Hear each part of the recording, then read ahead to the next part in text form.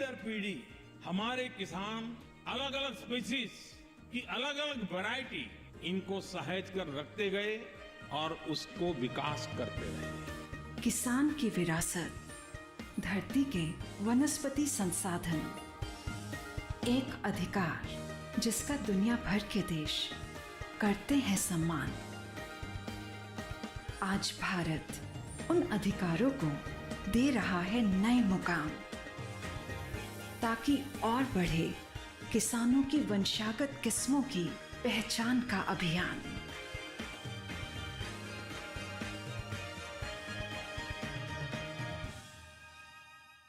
नमस्कार, स्वागत है आपका कृषि दर्शन में। आपके साथ मैं हूं अंजू सिंह। कृषि दर्शन आप किसानों का अपना मनपसंद कार्यक्रम, जिसके माध्यम से हम आप तक पहुंचाते हैं कृषि जगत की तमाम नई नई जानकारियां। हमारा मकसद होता है कि किसानों तक ये जानकारियां पहुंचे, ताकि किसान उनका उचित इस्तेमाल कर अपनी आय में वृद्धि कर सके और देश कृषि के क्षेत्र में आगे बढ़ सके। हमेशा की तरह कार्यक्रम में सबसे पहले हम बात करेंगे विज्ञान और किसान की, उसके बाद नजर डालेंगे कृषि स्टार्टअप पर और अंत में देखेंगे फार्मिंग इंडिया। तो चलिए शुरुआत करते हैं आज के कृषि दर्शन की।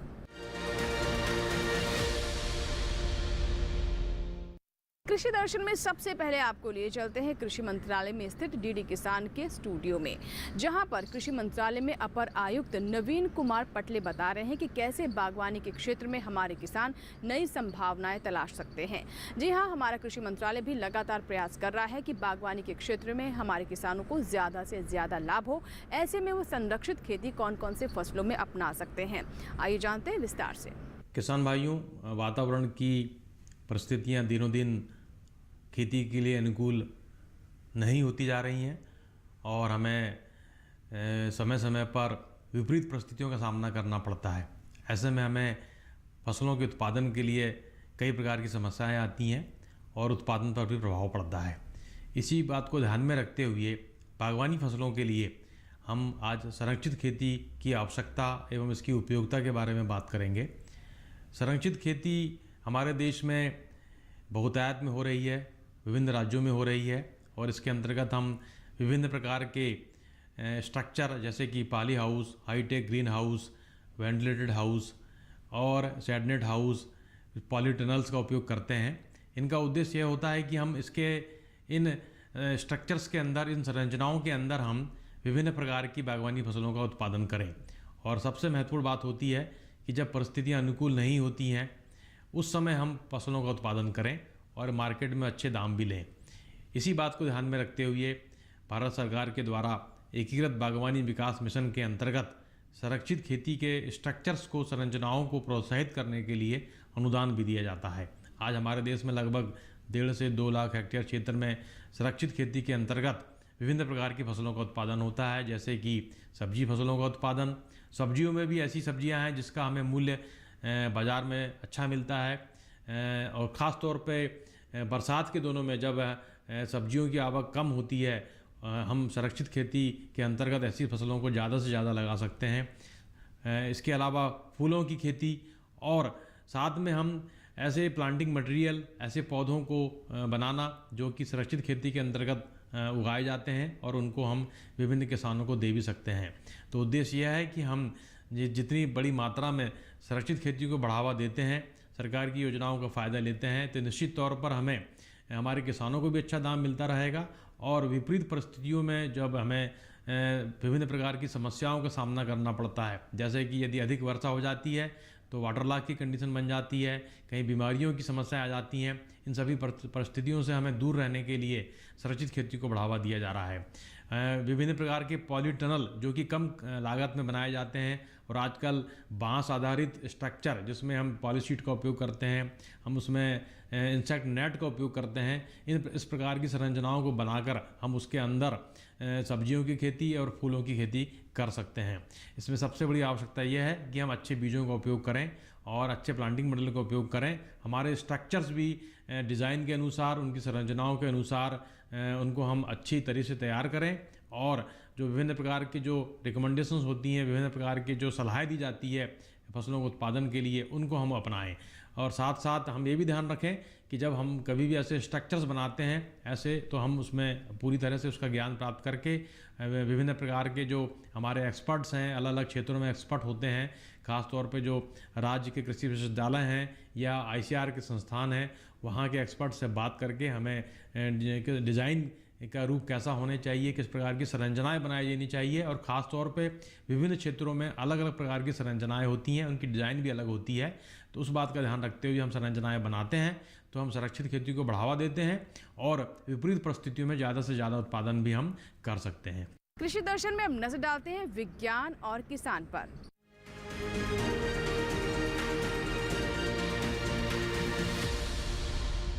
किसानों को और सहूलियत देते हुए सटीक उपज अनुमान एवं पंजीकरण प्रक्रिया को और सुव्यवस्थित करने के लिए सरकार की तरफ से कुछ महत्वपूर्ण कदम उठाए गए हैं। जी हां, प्रधानमंत्री फसल बीमा योजना हमारे किसानों के लिए काफ़ी लाभकारी योजना है और सरकार की भी बहुत महत्वाकांक्षी योजना है। इसमें किस किस तरह के कदम उठाए जा रहे हैं ताकि किसानों को इससे और लाभ हो सके और सहूलियत हो सके, आइए जानते हैं। कृषि एवं किसान कल्याण मंत्रालय ने दिल्ली में प्रधानमंत्री फसल बीमा योजना से संबंधित 3 महत्वपूर्ण पहल येस्टेक प्रौद्योगिकी पर आधारित उपज अनुमान प्रणाली, विंड्स मौसम सूचना डेटा सूचना प्रणाली और AIDE मध्यस्थ नामांकन के लिए ऐप को लॉन्च किया गया।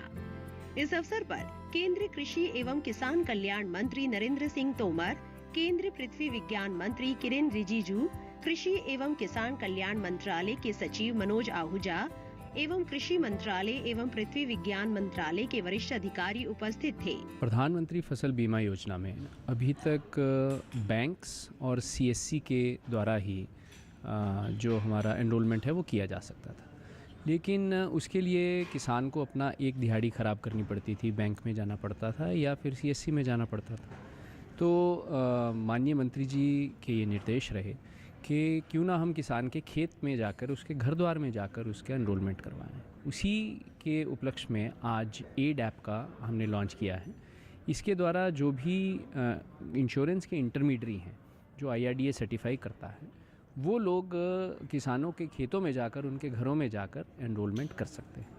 और मुझे बताते हुए खुशी है कि ऑलरेडी इसी सीज़न में 1 जुलाई से ये ऐप फंक्शनल है और 30,000 किसानों की पॉलिसीज़ इससे पहले ही बन चुकी हैं और 22,000 हेक्टेयर का एरिया 11 कंपनियों द्वारा पूरे भारतवर्ष में इसको लॉन्च किया जा चुका है। तो आज इसका ये अनावरण हुआ जिससे किसानों को डायरेक्ट बेनिफिट उनके खेत में मिलेगा। इसके अलावा जो विंड्स पोर्टल है उसका भी अनावरण किया गया। विंड्स पोर्टल में हम जो ऑटोमेटिक वेदर स्टेशन है, क्योंकि इंश्योरेंस में आपको वेदर का डेटा जो है वो बिल्कुल सही चाहिए होता है, तो इस डेटा को लेने के लिए बहुत सारी चुनौतियां रहीं। तो भारत सरकार ने अब ये पहल की है कि हर ग्राम पंचायत पे एक रेन गॉज और हर ब्लॉक पे एक ऑटोमेटिक वेदर स्टेशन लगाया जाएगा, जो कि एग्जिस्टिंग नेटवर्क से लगभग 5 गुना होगा। और इसका डेटा जो है वो हर तरह की तकनीक के लिए, रिसर्च के लिए, डिज़ास्टर मैनेजमेंट के लिए वैलिड रहेगा। तो मौसम विभाग के साथ मिलकर कृषि एवं किसान कल्याण मंत्रालय ने विंड्स पोर्टल का आज लॉन्च किरेन रिजिजू जी द्वारा किया गया है।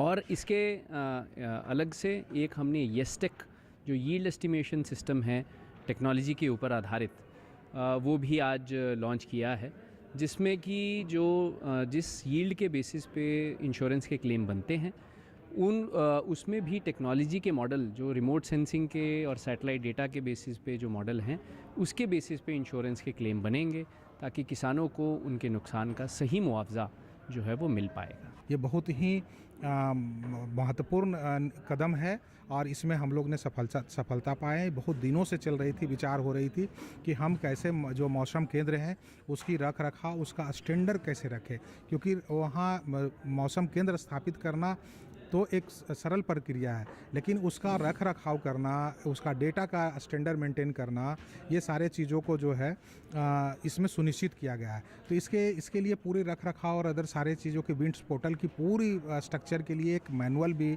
बनाई गई है। तो वो पूरी मैनुअल भी है जो स्टेक होल्डर्स को होगा, वो सारे चीज़ इससे जानेंगे और क्या फ्यूचरिस्टिक है वो सारे चीज़ों की इसमें प्लानिंग करके सारा चीज़ किया है। इसका दूरगामी इफेक्ट होगा पूरे कृषि में जितने भी है आपदा प्रबंधन डिजिटाइजेशन का पूरा इसमें उपयोग किया जाएगा। पहले भी सूचनाएं दिया जाता था, लेकिन पहले जो सूचना दिया जाता था कि एक मौसम केंद्र जो है हमारे एक जिला में है या किसी जिला में भी नहीं है, 2 जिला का एक ही मौसम केंद्र को कवर करता था। लेकिन अब इसमें जो है कि लोकल डेटा जो है उसको उपलब्ध कराना है। मतलब आपका ग्राम पंचायत स्तर पर जो ARGs हैं वो लगेंगे, उनका टेम्परेचर सेंसर होगा जो आपको, और ब्लॉक स्तर पर पूरा जो है AWS जो अभी जिला स्तर पर लगा हुआ है, तो 5 गुना हम इसको जो है पूरा बढ़ाएंगे। और जो लोकल स्तर पर है, हो सकता है कि हमने पूरे जिला के लिए हमने घोषणा कर दिए यहाँ बारिश होगी, अब पूरा जिला वाले किसान सोच रहे हैं, लेकिन अब इसमें हम लोग ये कर पाएंगे कि हम जिलावार का घोषणा नहीं करके हम हर एक ब्लॉक का, हर एक ग्राम पंचायत का घोषणा करेंगे, ताकि वो किसान सटीक तरीके से मौसम की पूरी जानकारी प्राप्त करें और हम पूरा सटीक डेटा दे पाएंगे। उसके आधार पर जो भी क्षतिपूर्ति की गणना होगी वो हम पूरा इसमें दे पाएंगे। इसके अलावा जो हम जैसे एस्टेक टेक्नोलॉजी है, उसमें जो हम यील्ड एस्टिमेशन थ्रू टेक्नोलॉजी कहते हैं कि हम दूर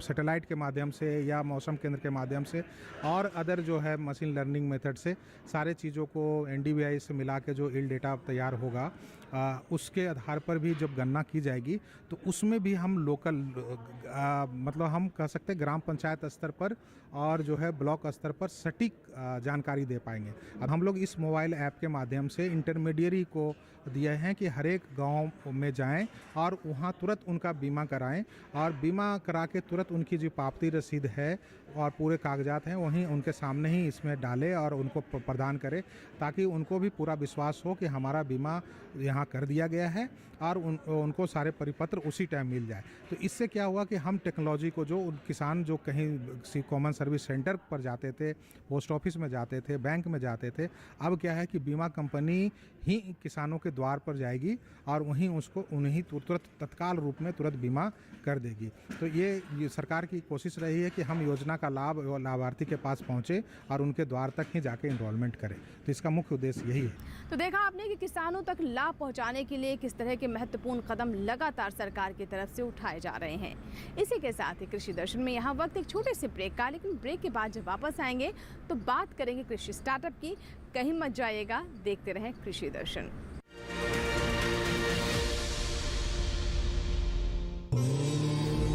क्षिति जल पावक गगन समीरा, पंच रचित अति अधम शरीरा। अर्थात पंच तत्वों से बना व्यक्ति, पंच तत्वों में समाई सृष्टि और हमारा पर्यावरण।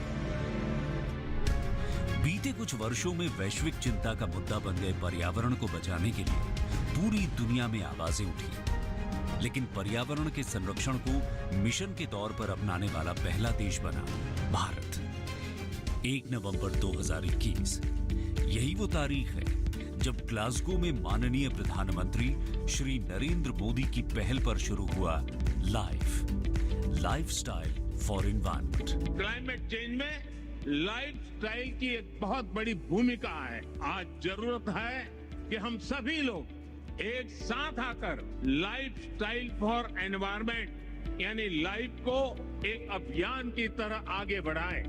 लाइफ सिर्फ मिशन नहीं बल्कि जन आंदोलन है।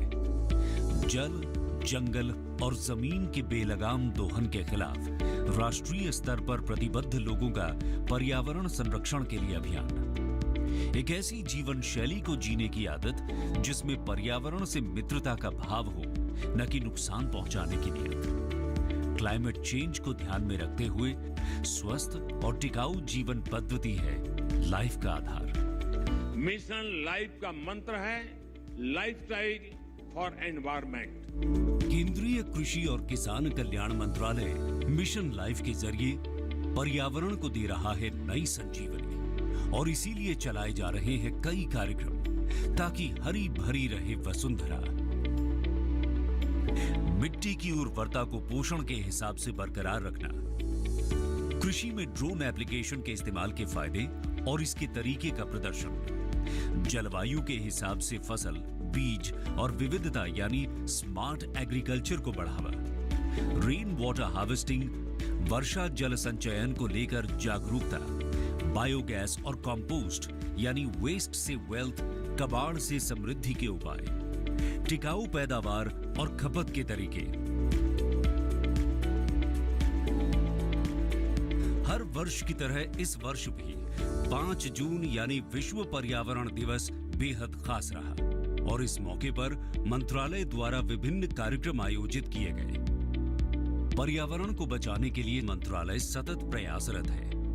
अलग अलग योजनाएं इसी की हैं झलक, जैसे इंटीग्रेटेड पेस्ट मैनेजमेंट का असरदार अमल, यानी खेती को नुकसान पहुंचाने वाले कीटों, जीवों और बीमारियों से फसलों की रक्षा, किसानों को परिस्थिति के अनुकूल टिकाऊ कीट प्रबंधन अपनाने के लिए प्रेरित करना ताकि रासायनिक उर्वरकों पर निर्भरता खत्म हो, एकीकृत न्यूट्रिएंट प्रबंधन यानी जिससे मिट्टी की उर्वरता बढ़े, साथ ही पैदावार में बढ़ोतरी हो, जैव उर्वरकों के इस्तेमाल से पैदावार की पोषकता बढ़ाने पर जोर ताकि पर्यावरण भी रासायनिक खादों से प्रभावित न हो और मिट्टी की उर्वरता भी बनी रहे, नेचुरल और ऑर्गेनिक खेती यानी प्राकृतिक और जैविक कृषि को बढ़ावा योजना का खास अंग है।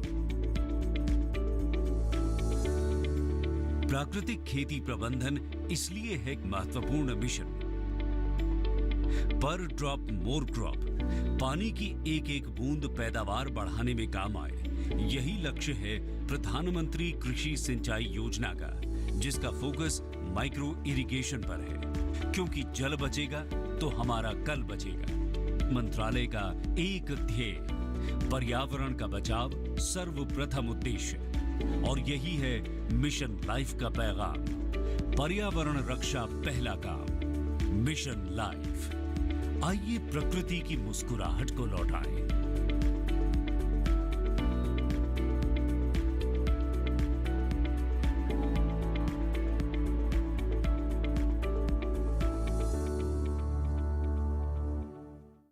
ब्रेक के बाद एक बार फिर आपका स्वागत है। आप देख रहे हैं कृषि दर्शन। आइए हम नजर डालते हैं कृषि स्टार्टअप पर, जिसमें हम आप तक पहुंचाते हैं सफल किसानों की कहानियां।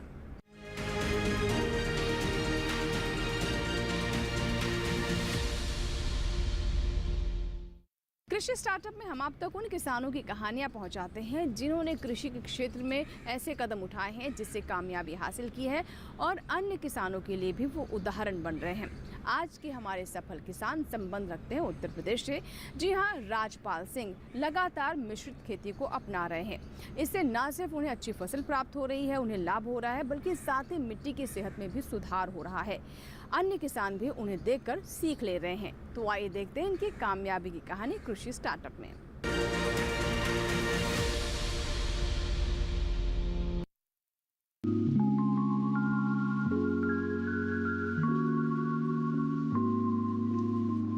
राजपाल सिंह जगहैता गांव गुर्जर के रहने वाले एक सफल किसान हैं। इनका जन्म बड़े ही साधारण से परिवार में हुआ था। बड़े होने के साथ साथ इन्होंने अपने परिवार से खेती बाड़ी करनी सीखी। शुरुआत में इनके खेत छोटे छोटे टुकड़ों में बिखरे हुए थे और ऊबड़ खाबड़ थे। ना तो खेत में सिंचाई की व्यवस्था थी और ना ही कोई अन्य सुविधाएं। ऐसे हालात में खेती कर उपज हासिल कर पाना बहुत ही मुश्किल था।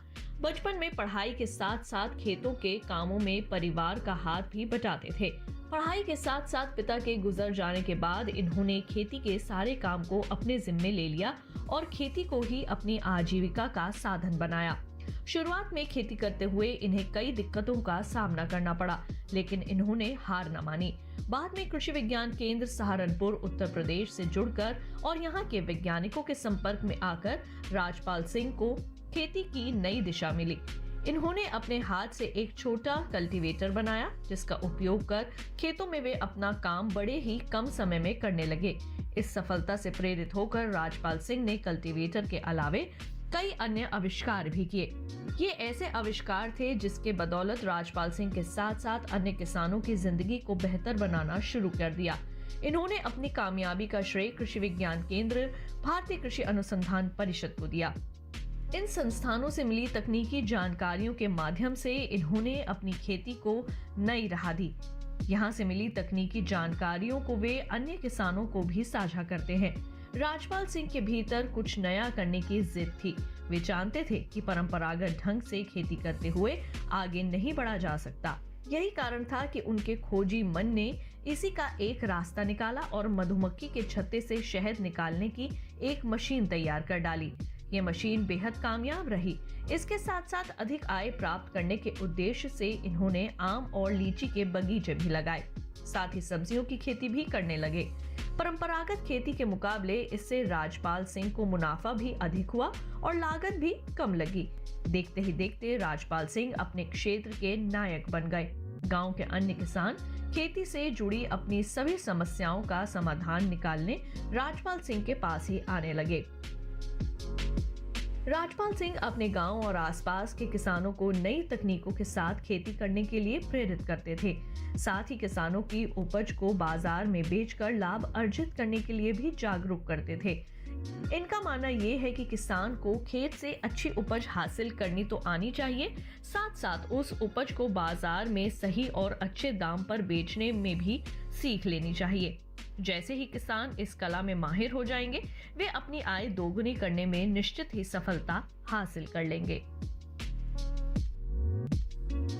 तो ये था हमारा आज का कृषि स्टार्टअप। इसी के साथ ही यहाँ वक्त एक छोटे से ब्रेक का, लेकिन ब्रेक के बाद कृषि दर्शन में जब वापस आएंगे तो बात करेंगे फार्मिंग इंडिया की। कहीं मत जाइएगा, देखते रहें कृषि दर्शन। छोटा सा ब्रेक।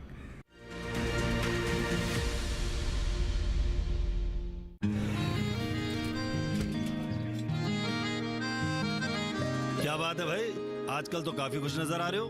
क्यों ना हो, अब मैं ऑर्गेनिक खेती जो कर रहा हूँ ये पूरा प्राकृतिक है, ऑर्गेनिक है।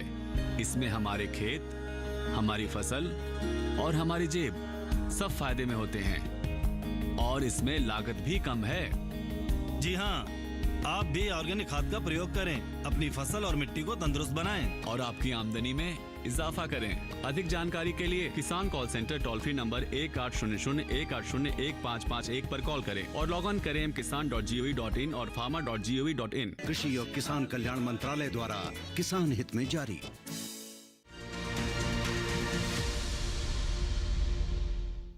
ब्रेक के बाद एक बार फिर आपका स्वागत है। आप देख रहे हैं कृषि दर्शन।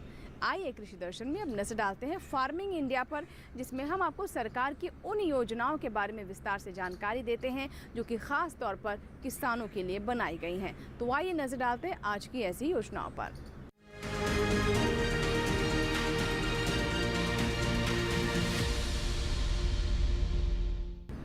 फार्मिंग इंडिया में आज हम आपको बताएंगे सॉइल हेल्थ कार्ड यानी मृदा स्वास्थ्य कार्ड। ये एक ऐसा कार्ड है जो कि मिट्टी का रिपोर्ट कार्ड है। जी हाँ, इससे मिट्टी की सेहत का पता चलता है, यानी आपके खेत की मिट्टी में कौन कौन से पोषक तत्व किस मात्रा में है, किसकी कमी है और किसकी कितनी आपूर्ति करने की आवश्यकता है। मृदा स्वास्थ्य कार्ड से किसानों को कई लाभ होते हैं। एक तो ये कि उनकी लागत घटती है और साथ ही फसल के अनुसार ही पोषक तत्वों की पूर्ति करते हैं, जिससे उन्हें अच्छी फसल भी प्राप्त होती है। तो आइए जानते हैं मृदा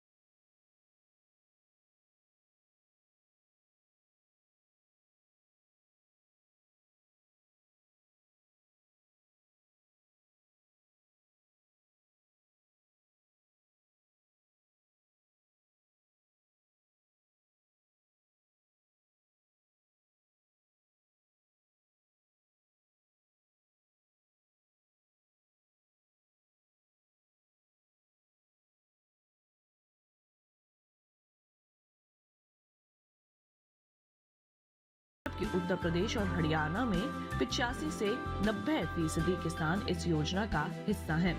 अध्ययनों से पता चला है कि इस कार्ड की सलाह पर की गई खेत से लागत में 8 से 10% की बचत हुई है। इस कार्ड का एक पोर्टल बना हुआ है, किसान वहां से भी अपना कार्ड प्रिंट करवा सकते हैं। इस पोर्टल पर 21 भाषाओं में खेती के बारे में बहुत सी जानकारियां उपलब्ध हैं। किसानों के लाभ के लिए प्रशिक्षण, प्रदर्शनी और किसान मेलों का भी आयोजन किया जाता है। 2019-20 के दौरान आदर्श ग्राम विकास के नाम से एक परियोजना शुरू की गई है, जिसके तहत खेतों से मिट्टी के नमूने उठाए गए। परियोजना के तहत हर ब्लॉक से एक गांव लिया जाता है और वहां मिट्टी के नमूने जमा करके उनकी जांच होती है। इस तरह हर गांव में 1 हेक्टेयर रकबे की जमीन से नमूने लिए जाते हैं। तो ये था हमारा आज का फार्मिंग इंडिया, जिसमें हमने आपको सरकार की उन योजनाओं के बारे में जानकारी दी जिनसे हमारे किसान सीधे जुड़कर लाभ ले सकते हैं और कृषि में तरक्की कर सकते हैं। आशा करते हैं कि आज का कृषि दर्शन हमारे किसानों को ज़रूर पसंद आया होगा। अगर आपके कोई सुझाव है, फीडबैक है, कोई राय है, तो आप हमें ईमेल कर सकते हैं और हमें पत्र भी लिख सकते हैं। हमारा ईमेल आईडी नोट कर लें। हमारा ईमेल आईडी है krishidarshan@gmail.com। हमारा पता भी नोट कर लें। पत्र लिखने के लिए हमारा पता है कृषि दर्शन, कमरा नंबर 58, CPC, दूरदर्शन, खेलगांव, नई दिल्ली 110049। कृषि दर्शन आप किसानों का अपना कार्यक्रम है। आपके ईमेल्स और आपके पत्रों का हमें इंतज़ार रहता है। आपके सुझाव हमें बताते हैं कि कैसे हम अपने कार्यक्रम की गुणवत्ता को और बेहतर कर सकते हैं, ताकि आप तक और भी ज़्यादा उचित जानकारियां हम पहुंचा सकें। चलते चलते ये भी बता दें कि आप हमारा ये कार्यक्रम हमारे YouTube चैनल पर भी देख सकते हैं। इसके लिए टेलीविज़न स्क्रीन पर दिखाए जा रहे इस QR कोड को स्कैन करें और जुड़ जाएँ DD किसान के YouTube चैनल से भी, जहाँ पर आप DD किसान पर प्रसारित होने वाले अन्य कार्यक्रम तो देख ही सकते हैं। इसके साथ साथ कृषि दर्शन के आज के एपिसोड को या फिर पुराने एपिसोड भी दोबारा देख सकते हैं। फिलहाल यहाँ लेंगे आपसे इजाज़त। आप बने रहे दूरदर्शन किसान के साथ। नमस्कार।